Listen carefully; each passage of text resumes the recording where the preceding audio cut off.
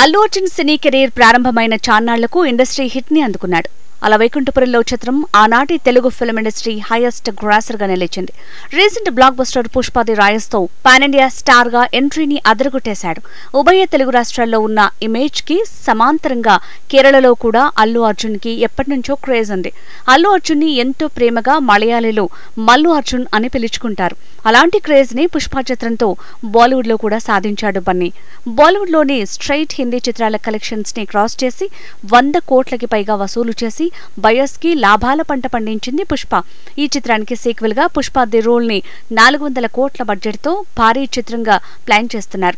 దేశవ్యాప్తంగా ఉన్న ఫాలోయింగ్ వల్ల ఈ ఏడాది మిడ్ వరకు గూగుల్లో ఎక్కువగా సెర్చ్ చేయబడిన స్టార్ హీరోల్లో నెంబర్ 1 గా నిలిచాడు అల్లు అర్జున్. ప్రభాస్, మహేష్ బాబులను కూడా దాటేసి నెంబర్ 1 ర్యాంక్ ని పొందిన అల్లు అర్జున్ కి అభినందనలు వెల్లువెత్తుతున్నాయి. టెరిఫిక్ యాక్టింగ్ తో పాటు డైనమిక్ డాన్సింగ్ తో భారత సినీ ప్రియులందరినీ ఆకట్టుకోవటం వల్లే బన్నీ నెంబర్ 1 గా నిలిచాడని విశ్లేషిస్తున్నారు సినీ క్రిటిక్స్.